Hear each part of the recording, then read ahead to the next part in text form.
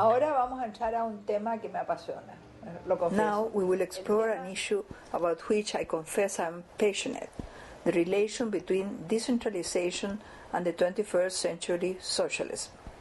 Because for me, and not only for me, but for Marx, for the classics, the issue of decentralization is fundamental.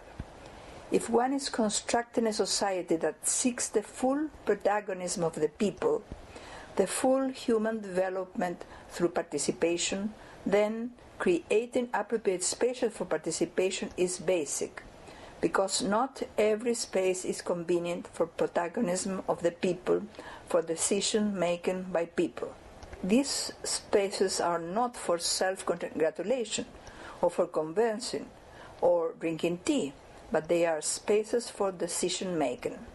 Then, if one really wants the people to make decisions, decision-making must be decentralized. If everything is decided centrally, there is no participation. There could be electoral participation, the possibility of raising one's hands to approve something, but no participation in the actual decision-making. But it's not only a question of participation in decision-making, but also in controlling and putting into practice the decision made.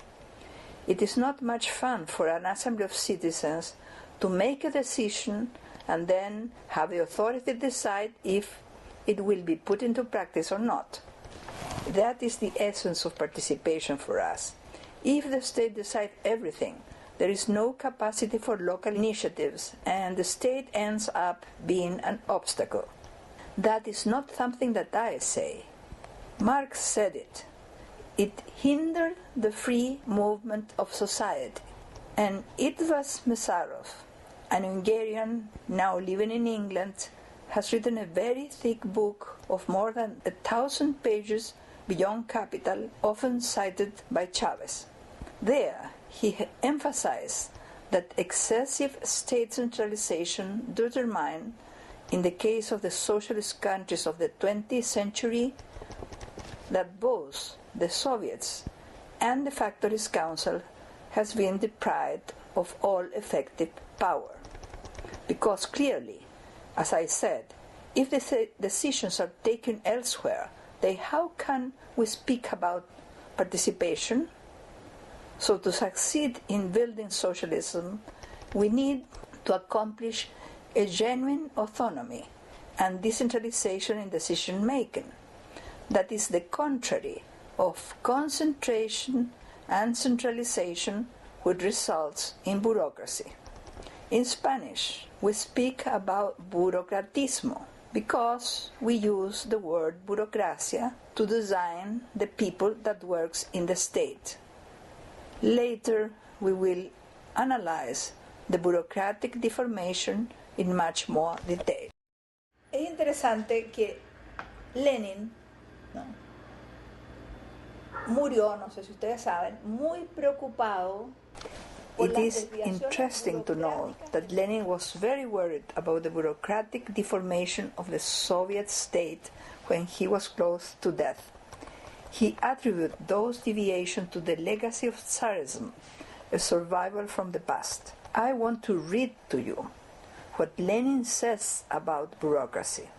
It was such a concern to him that he wrote in his text on the role and purpose of the unions, in the 36th volume of his complete works, that he had to admit the possibility of strikes by workers, strikes against the Soviet state, as the factories were state-run, so therefore any strike would be against the state.